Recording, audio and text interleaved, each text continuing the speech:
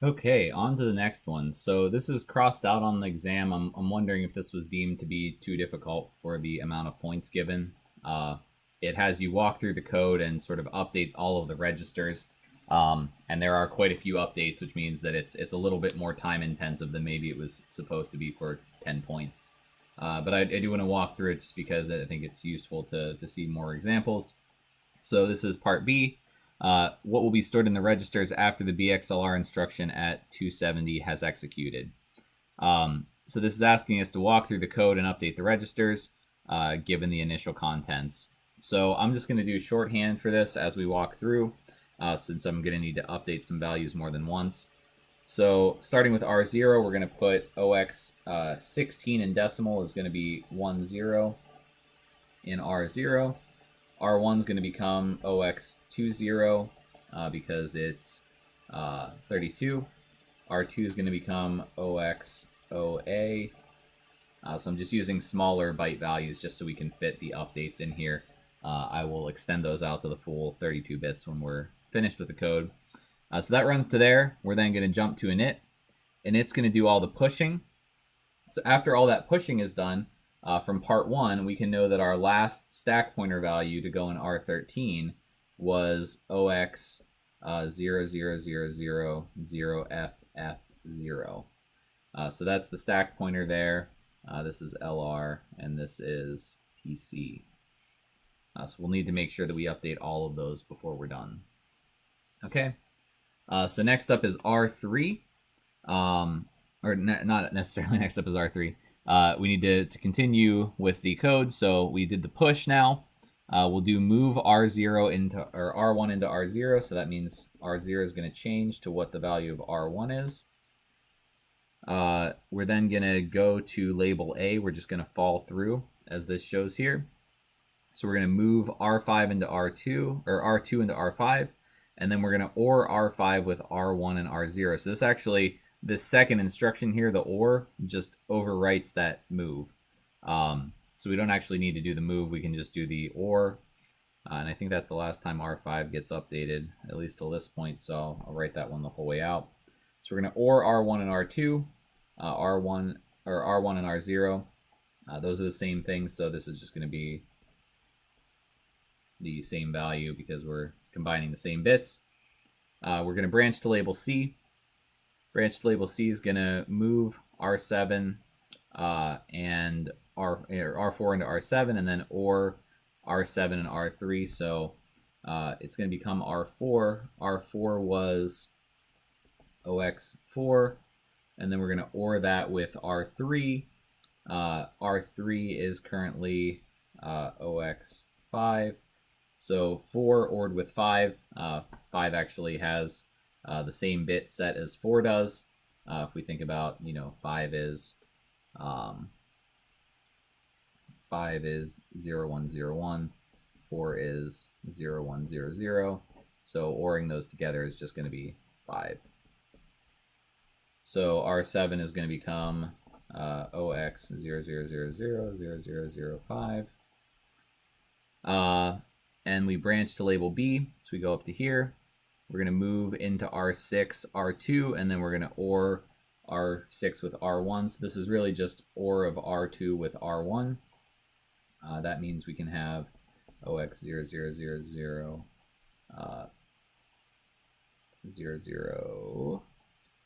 2A. So it's going to come out of that. Or we're just combining the values in R1 and R2 essentially with those two instructions.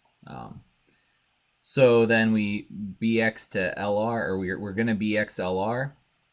And that's sort of the final thing that we need to do. So let's just copy over the rest of the values from these registers, and we can do it in shorthand so that we don't waste time. I'm okay with that on an exam. If it's just that last byte, you can just put the value there. So the last things we need to figure out are what is LR and what is PC. So what was our last BL? Well, we followed the code through here. We did a BL to init. We did a B to label C. We did a BL to label B. And then we fell through. We're at this BXLR here. So the last thing that would have updated the link register is this BL here. That was the last one. So the way that that updates, right, is that we find the next PC. So this is the current PC. We're going to find the next one, which would be right there, this 27C, and we're going to add 1 to it, right? Because we're going to say that we're in thumb state. So that's what our LR is going to be. That's where we're going to end up going to. So this is OX0000027, not C because we're going to add 1 to it, but D. So CB27D is what's in LR. We're asking what happens after that BXLR. So this means we would have jumped to that address after the BXLR because we're taking the address in LR, we're going to that address. So our PC is going to be 0000027. In this case, it's not going to maintain the 1. It's going to go back to being a normal address, or normal instruction address. So it's going to be 27C. I know this might be confusing, and we should move on to the next question for that, which is the code above should go from main to init to label A to label C to label B to label D to main. So the idea is that label B should end up returning to a different point in the code than what it's doing currently.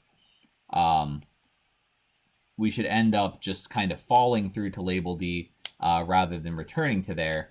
What happens right now is once we get to label D, given our current state, if we look at where we're at right now, label D is going to do pop, and then it's going to do a BXLR. Well, we haven't updated LR, so LR is currently pointing to the start of label D. So what's going to happen right now is we're going to pop, then we're going to do BX, and we're going to jump back to that pop. We're going to be pop and BX, jump back, and we're going to end up in an infinite loop in label D. So this is going to be infinite right now. What's the reason for that?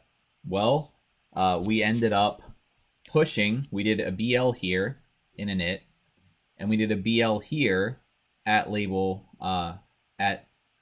C, or in the label C code, and we did that without pushing LR onto the stack. We didn't save LR before we overwrote it. So that's the answer to part C. Didn't save LR, so we end up in an infinite loop.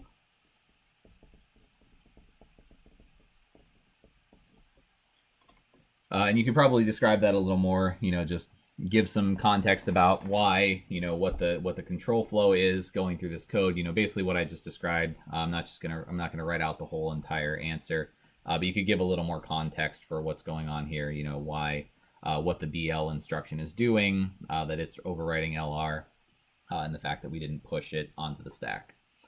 So the last part is propose a solution to fix the error. You can directly add the code or write it below. I'm just going to directly add the code. So what we want to do is before the label B, we want to push LR, or the BL to label B. So this is where, at this point, we've come through, we've BL'd to init, so we have a value for LR that we want to save. We've gone through here, down to label C. We're about to overwrite it, so we want to save LR before we overwrite it. When we get back, we need to pop LR, pop LR, and then we need to BX LR instead. So this allows us to, go through the code in the proper form. It's going to allow it to go through the code the way that we wanted it to. So you could also, if you wanted to write it out,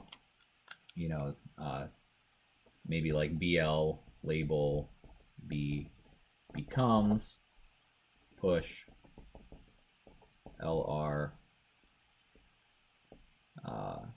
BL label B pop LR BX LR. All right, so we do want to do the BXLR because we did actually pop it off the stack.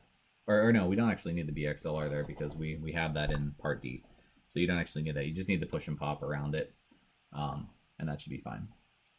Okay, so that's question 2. I'll move on to question 3 in the next video.